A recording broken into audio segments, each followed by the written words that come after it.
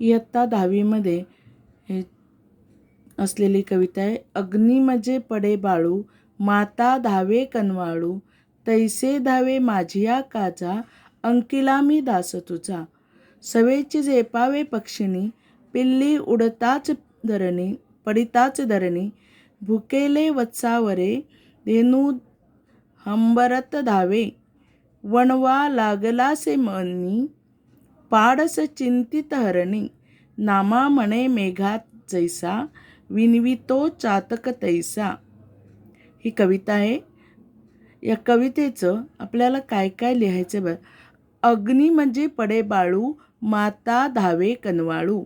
या शब्दाचा आपल्याला अर्थ एवढाच लिहायचा आहे की ज्या वेळेला एखादं बाळ अग्नीमध्ये आगीमध्ये सापडतं तेव्हा त्याची कनवाळू आई माता त्याला वाचवण्यासाठी जीवाचं रान करते व धावत जाते.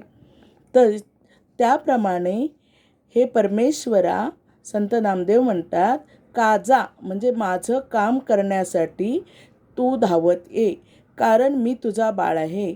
अंकिला मी दास तुझा, मी तुझ्या अंकित झालो आहे, मी तुझा बाळ असे, मी तुझा सेवक आहे.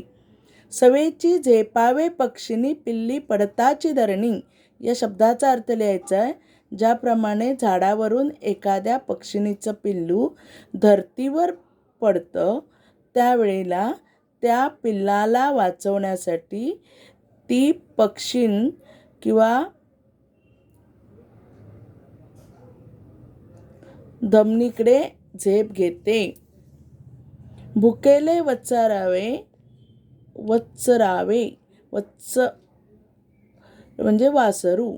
ज्याप्रमाणे एखादं गाईचं वासरू भुकेने व्याकुळ होतं आणि त्याला लागलेली भूक ही ती धेनू म्हणजे गाय हिला जाणवते आणि ती हमरत सायंकाळी आपल्या पिल्लाकडे धावत येते.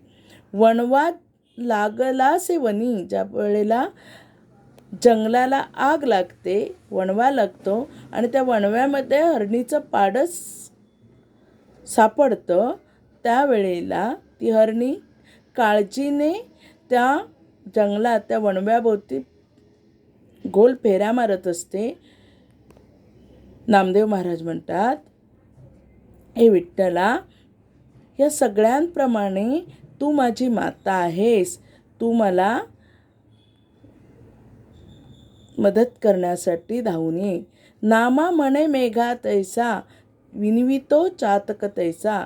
नामदेव महाराज म्हणतात, जसा एखादा चातक पक्षी पावसाची वाट पाहतो आणि त्या मेघाला ढगांना अर्जावा करत असतो, तसे हे विठ्ठला, मी सुद्धा तुझी त्या चातकाप्रमाणे वाट पाहत आहे, तू माझ्या मदतीला ये.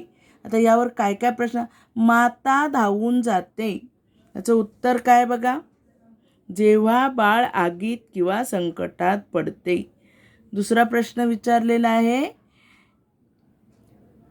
धरणीवर पक्षी झेपावते. काय लिहायचं की जेव्हा त्याचे पिल्लू धरणीवर पडते. तिसरा प्रश्न विचारलेला आहे, गाय हमरत धावते. उत्तर आहे, जेव्हा भुकेलेल्या वासराचा आवाज ऐकू येतो.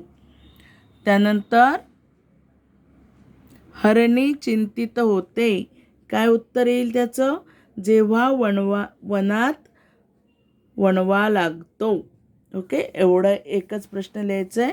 त्यानंतर परमेश्वर कृपेची याचना करणारे संत नामदेव, मेघाची विनवणी करणारा चातक, भुकेलेले वासरू आणि भक्ताच्या हाकेला धावून येणारा परमेश्वर. एवढी उत्तरं त्याची लिहायची.